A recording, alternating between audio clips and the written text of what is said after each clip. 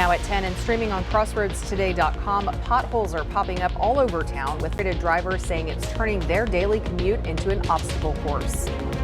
Elon Musk turns on Trump's major policy bill, fueling GOP divisions as the Senate debates key changes. And from Poland to Brooklyn court, how the FBI tracked a second fertility clinic bombing suspect. We're going to be dealing with a high heat index over the next couple of days. In fact, you can see we were here today and we're going up there by the weekend. All that coming up in a moment. And Prodigy Travel softball played in their annual Wacky Wednesday tournament at the Youth Sports Complex. We'll highlight this and hear from some of the softball players later on in sport. You're watching 25 News now at 10. Good evening and thank you for joining us. I'm Shawna Currie. And I'm Brubaker. A former Victoria resident is heading to jail after admitting to stealing from her employer. Today, 48-year-old Currie Ann Matthews pleaded guilty to taking more than $150,000 from her employer in early 2023. It's a second-degree felony. As part of the deal, she will serve 30 days in the Victoria County Jail, followed by a 10-year probation. She is also ordered to pay back nearly $227,500 in restitution. In a separate case, a Victoria County jury found 62-year-old Adam Don Molina guilty of stealing from his employer while on the job in May of 2022. Molina was convicted today of felony theft for taking more than $2,500. He is now serving 10 days in the Victoria County Jail, followed by 5 years on probation, and he will have to pay over $36,000 in restitution. Victoria County authorities recovered close to $350,000 in stolen property and arrest 4 people in the process. A search warrant was executed in the 3500 block of Bear Road on May 29th. As a result, 27-year-old Christian Hernandez, 27-year-old Brianna Almanzar, 19-year-old Camelia Hernandez, and a 16-year-old juvenile were arrested. All 4 face charges of resisting arrest and interference with public duty. Christian Hernandez is also accused of theft between $30,000 and $150,000. Officials say several items reported stolen were also found during the search. Well, it doesn't take long to find a number of potholes along your drive to work or while running errands. They can easily damage your vehicle's alignment or cause more serious issues with your vehicle. We drove several roadways today, including Garrett Street, Lilac Lane, North Street, and East Wan Lin Street, and this is what we found there, what you see. 25 News Now has asked the City of Victoria for the cost of pothole repairs last year and this year, as well as the number of repairs made last year and so far this year. We're waiting for them to gather that information and send it to us. We have also reached out to the cities of Cuero and Port Lavaca. In the meantime, we want to hear your stories with potholes in our area. Just email us and send a video or photo to staff@crossroadstoday.com, or you can always call the newsroom. The number is there on your screen. So here's your viewer poll. How often do you encounter potholes on your daily routes? Is it very often, occasionally, rarely, or never? We want to hear from you. Visit crossroadstoday.com/vote to take part. And it's been at least 90% or more all afternoon and evening, very often, now at 90%. So lots of potholes out there, lots of people taking the same roads if, something's in common. So, but continue voting, and we thank everyone who took part. Well, it's time now for a check of our weather, and those potholes are pretty dry right now. That's right, but they could get some rain. We got some rain at our house this afternoon. I don't know how many people did. Mac Petta is here with the first look at the forecast. Any more rain and dust in the forecast, Mac? Well, I ran into a veteran who told me it rained today. He says, okay, for how long?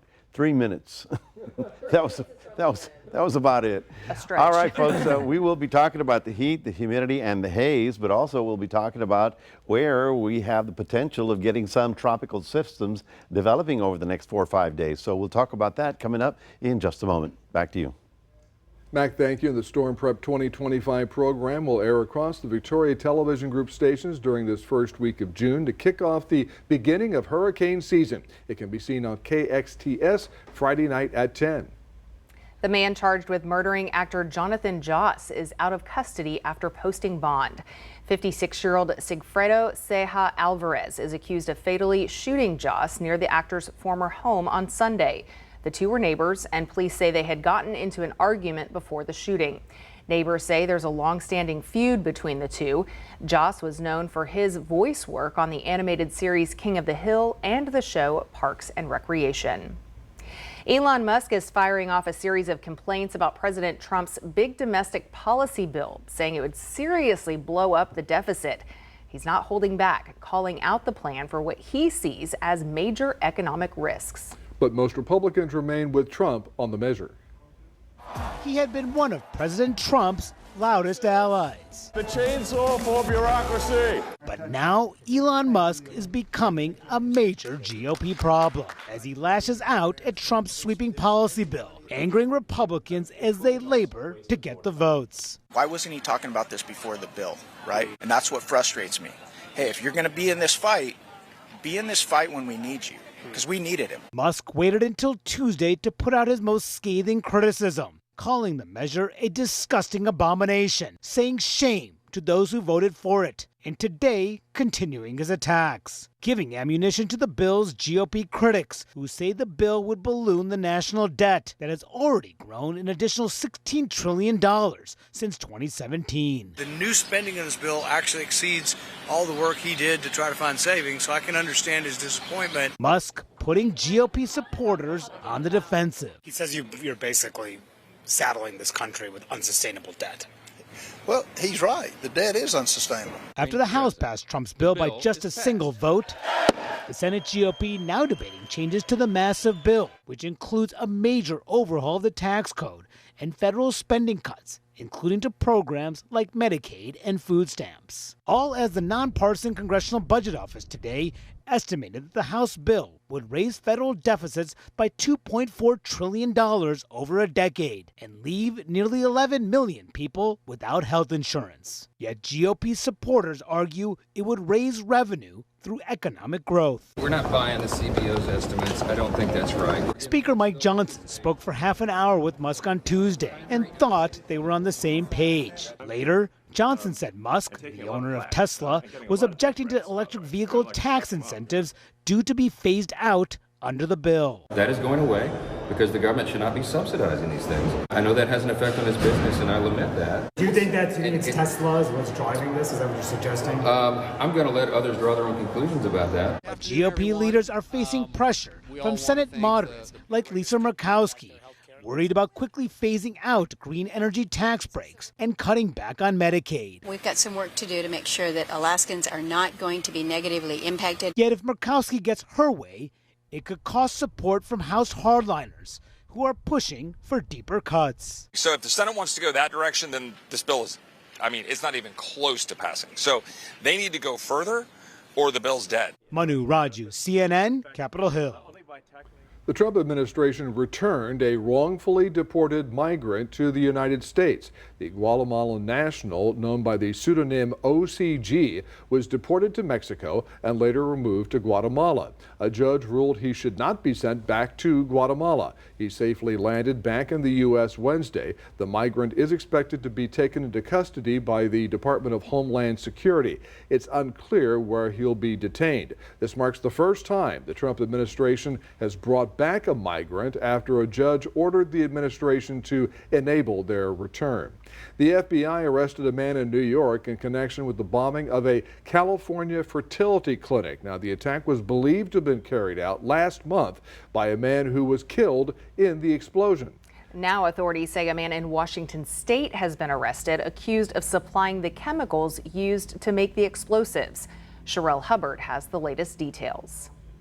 32-year-old Daniel Jong-Yin Park is now in custody, facing charges related to the firebombing of a Palm Springs fertility clinic last month. He appeared in federal district court in Brooklyn Wednesday and is scheduled to be extradited to California. Mr. Park was arrested last night at John F. Kennedy International Airport in New York City after returning to the United States from Poland. The primary suspect in the bombing, 25-year-old Guy Bartkus, was found dead at the scene of last month's bombing near the detonated vehicle. Authorities say Park is accused of providing materials that were used in the fertility clinic attack. Park was in possession of an explosive recipe that was similar to the Oklahoma City bombing.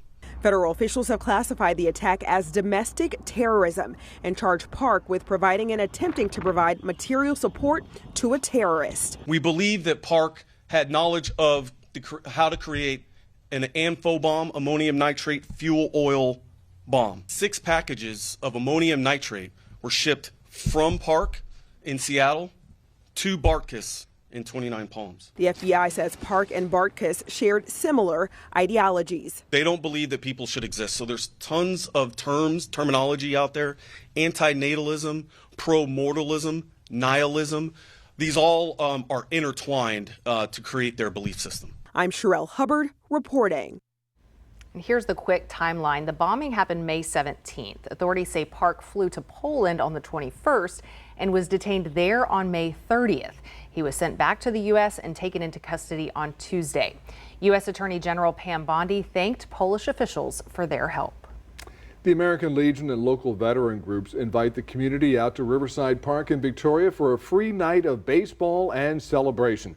It's all in honor of our veterans, National Flag Day, and the U.S. Army's 250th birthday. The fun starts early on Saturday, June 14th, with a blood drive, bounce houses, music, and food trucks kicking off at 1 p.m. Gates open at 5, and the Victoria Generals take the field at 7. Pre-game tailgating is allowed. Entry to the event and baseball game are free. Remember to subscribe to our YouTube channel, Crossroads Today. Hit the like button and click the notification bell. President Trump orders a formal investigation into former President Biden and imposes a sweeping travel ban on nearly 24 countries. The dramatic escalation from the White House just ahead on 25 News Now at 10. Also ahead, unlicensed cannabis shops near schools raise safety concerns for students.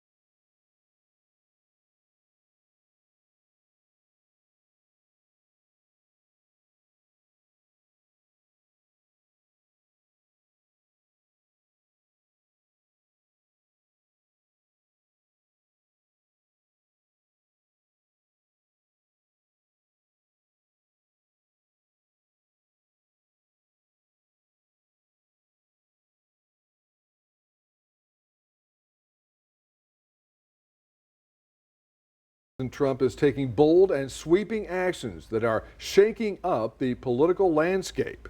That's right. From imposing a new travel ban on multiple countries to ordering a formal investigation into former President Joe Biden, the administration is signaling a significant escalation. ABC's Alex Perche has the details.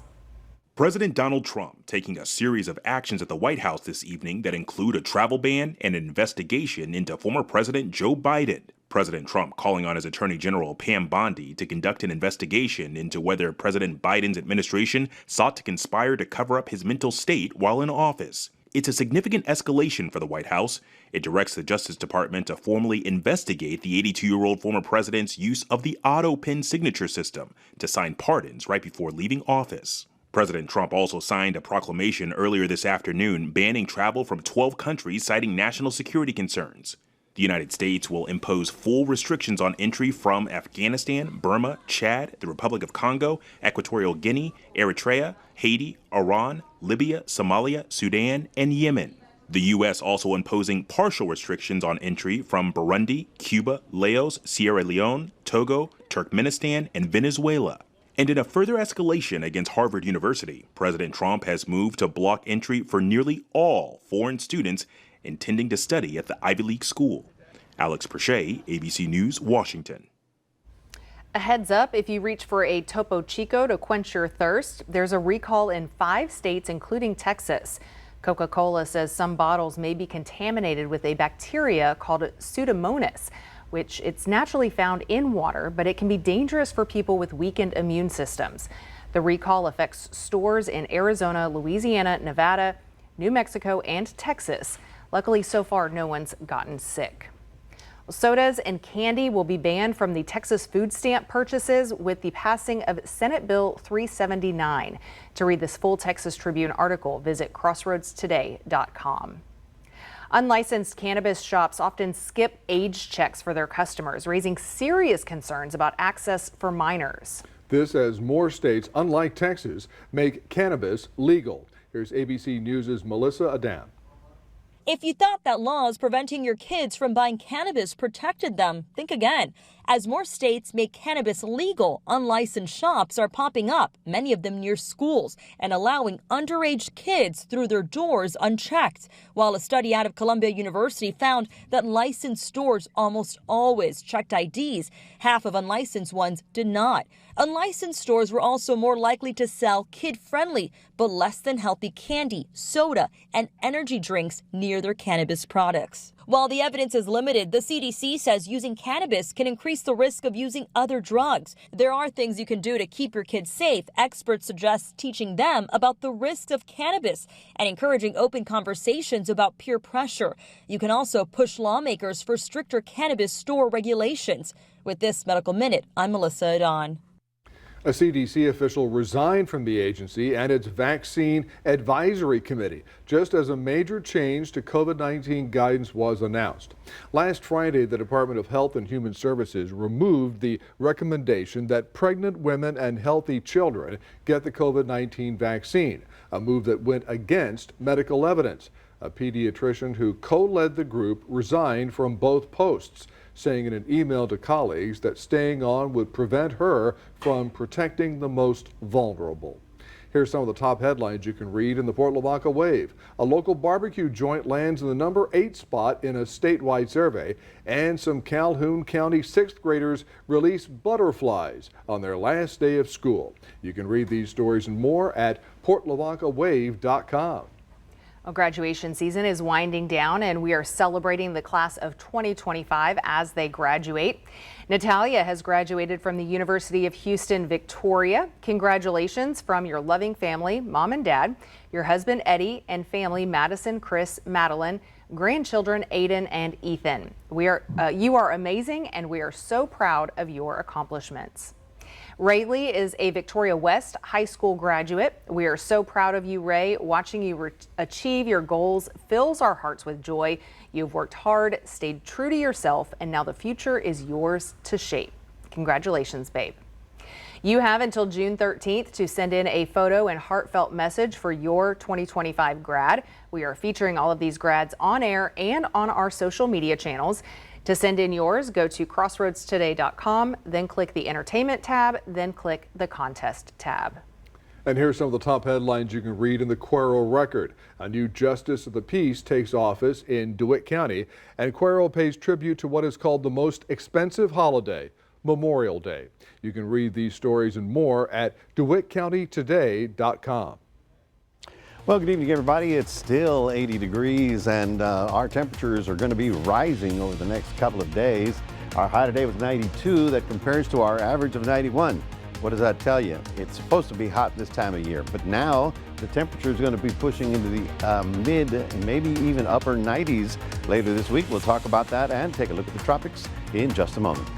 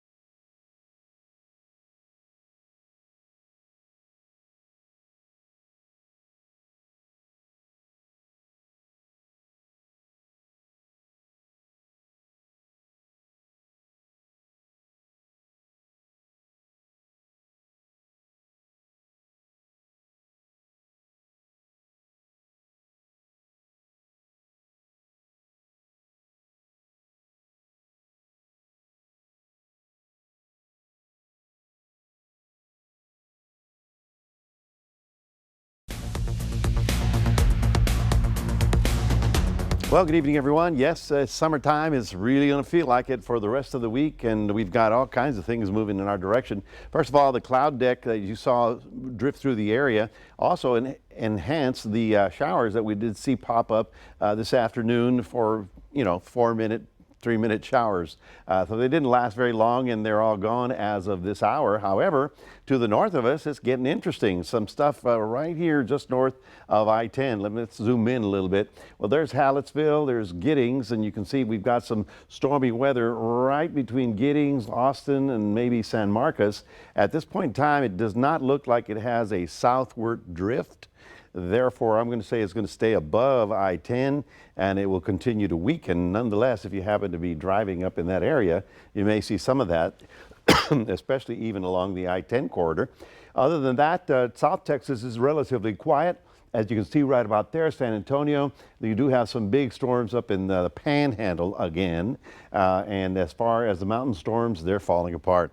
Well, the big concern is over the next 3 days, we're going to start warming up even more. High pressure is building in, and therefore our temperature is going to go up, and so is our humidity. Now, this is for today. We had a high of heat index of 102. Then we'll be at 106 and 107 as we get to the weekend. Now at 110, we tell everybody to stay indoors and cool down, but we're going to be very close to that. And for those of you that are, got to work outdoors, I understand. But in the middle part of the day, you don't want to overdo it. The thing is, you're going to perspire, and that perspiration is supposed to evaporate. That's what cools you down. Well, if it doesn't evaporate and you keep pumping and pumping, your heart goes into overtime and you're not cooling down. So that could lead to all kinds of illnesses. Now, we're looking at our high tomorrow at 93 for us. Combine that with the heat index, and 94 in Cuero, and everybody on the other side of 37. High IH37, we're going to be looking at near 100. Now here's the dust that we've been tracking across the Atlantic. It's been slowly getting here, but it's definitely here.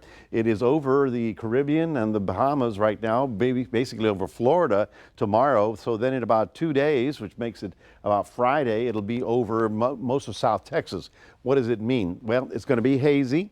You're going to get some golden sunsets. That's nice. Thing is, if you have emphysema or you have breathing problems, that dust actually will be in the air, and it will also shut down our rain chance. So we don't expect any rain as we get to the weekend. There's 2 areas here that have a very slim potential of developing. I'm thinking those will be dropped by tomorrow. This one does have a strong potential of getting going, but it looks like it'll stay off the coast of the Pacific. So for Port Lavaca tomorrow, getting up to 90 degrees on the humid side and not a lot of wind. What I'm saying is if you've got a breeze, that helps. If you got no breeze and you're working in a basement or an attic or something like that, get yourself a breeze going, because it will be quite humid over the next couple of days. 93 the high in Cuero, and here's our 7-day forecast. So the haze will be here on Friday, Saturday, Sunday. You'll see even limited summing of our visibility. And then with a little luck on the other side, by Tuesday of next week, we actually have a chance of getting additional shower activity in our area. So let's hope for that. That is your 7-day forecast, reminding everybody we do have a QR code. Love for you to scan that and put Crossroads Today on your phone. And we'll toss over to Maxwell with some sports. That's right, Mac. Another top tournament happened also today at the Crossroads Sports Center here in Victoria. We'll talk about this tournament and more coming up in sports.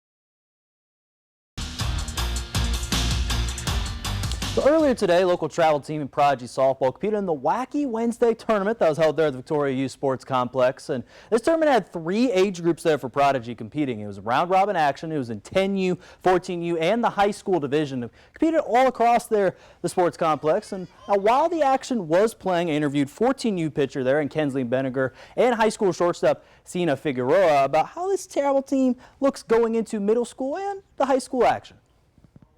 The main thing I take from this team is probably teamwork. Everybody has their position and where they play and bring together all of our effort and stuff, and I could bring that into middle school with group projects. Taking over my confidence. Just got to build that up as going into high school. Definitely going to need more of that, but that's what I'm going to take over there. Both Binger and Figueroa want to take this summer ball to build their confidence on the field and then keep building more and more connections with their teammates and other coaches heading into, like I said, the middle school and freshman year of high school. Sometimes can be daunting there for sure. But also another tournament there, also there from summer volleyball, which took place there at the Crossroads Sports Center. And this tournament was set also just like Prodigy softball was, a round robin area, had multiple Crossroads teams competing in Cuero, Industrial, Calhoun, Goliad, El Campo, and Victoria St. Joseph. And 2 Lady Flyer volleyball stars, and Jordan Ybarra and Abigail Brister, talked to me before their matchup about how these summer tournaments will also help translate to regular season play this fall. Season is looking pretty hopeful. Like, I know it's just the start of June, just the beginning of summer, but we're already putting work in the gym at practice. We're putting in work here for the scrimmages, and as a senior captain, I'm just trying to lead the team the best I can, and we can't wait for you all to see. We can right now hopefully prepare us for what we have to face in playoffs. That's one of our really big goals, is to get to the state tournament.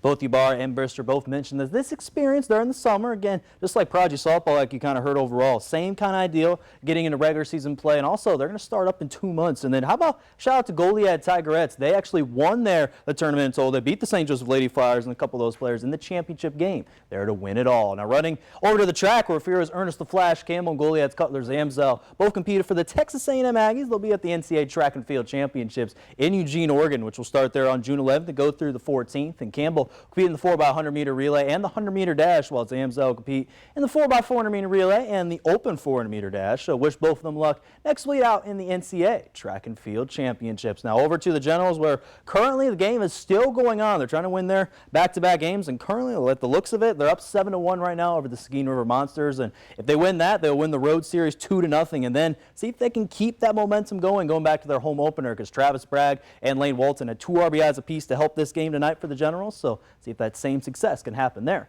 tomorrow night. And for the Astros, that success did not work out, though, to get on the winning formula. They lost today versus Pittsburgh Pirates. They're 3-0.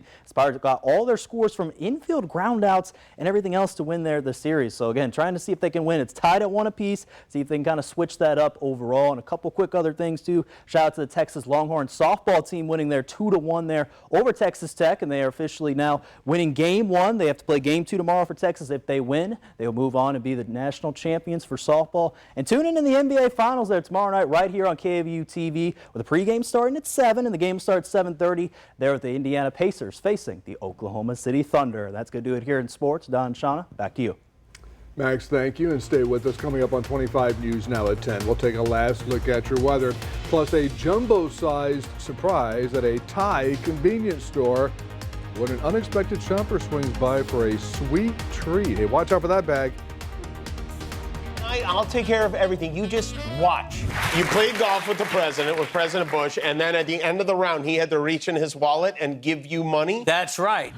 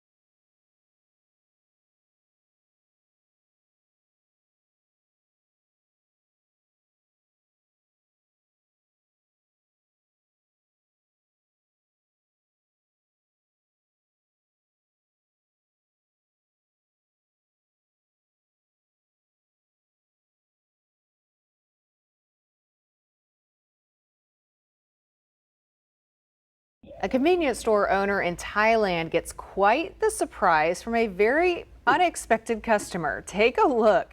A wild elephant just casually strolled up to the shop, then used its trunk to actually move a freezer, and then helped itself to some sweet snacks. The owner says the elephant usually walks by, but this time it decided to stop in for a little shopping spree of its own. Park rangers were called and eventually convinced the elephant to move on, but not before it downed several bags of dried bananas and peanuts. Of course. I guess it was feeling a little hangry. I was going to say, it needs some food. Wonder if it went for the ivory soap. It's an achievement a whole town is celebrating. 8 years ago, Robbie Heil, who was a high school football team's hydration manager, suited up for the first time and scored a viral touchdown. Now, the 25-year-old who has Down syndrome graduated from the Novi Adult Transition Center. An audience of family and friends were there to cheer him on. Heil not only finished school, he became an Eagle Scout, a champion powerlifter, and he still finds time to run the flag onto the football field at games. You know what? I love that. Dedication, determination, desire, that is that young man being a right power there. lifter, football, everything I know, it's like just that. Great story. Keep Love it going. You never doubt yourself. Ever Don't tell anybody you can't stop. Keep going. Keep going. The question I need to ask you for tomorrow is, how worried should we be? I know the heat, yes. Yes. The dust. The dust, probably more on Friday than tomorrow. I mean, it's not, the end of the world. It's just going to look hazy, and it's going to make interesting sundowns. If you do have, emphysema or some sort of breathing problem, you may be bothered by that dust that will be in the air. But this is going to last about 3 days, and then hopefully it'll all be gone, because next week we do have a chance of getting additional showers. So, I don't want you to worry. I just want you to be aware of it. How about that? Does that help? Yes. Okay. You always help. All right. Do my best. Well, a long journey for 4 sea lion pups to get back home into the ocean. Members of the Marine Mammal Care Center spent months nursing the animals back to health after being poisoned by acid from a major algae bloom. In the last 4 months, the center has responded to more than 1,000 calls about stranded sea lions, dolphins, and whales. Well, these 4 pups are among the lucky ones. They're healthy enough to return back home. Yay. Look at them. Right. So this is a good week to be out there in the waves as well. Absolutely. Hit the waves, yes. Thanks for joining us tonight. 25 News Now, sunrise 5 a.m. Jimmy Kimmel Live starts now.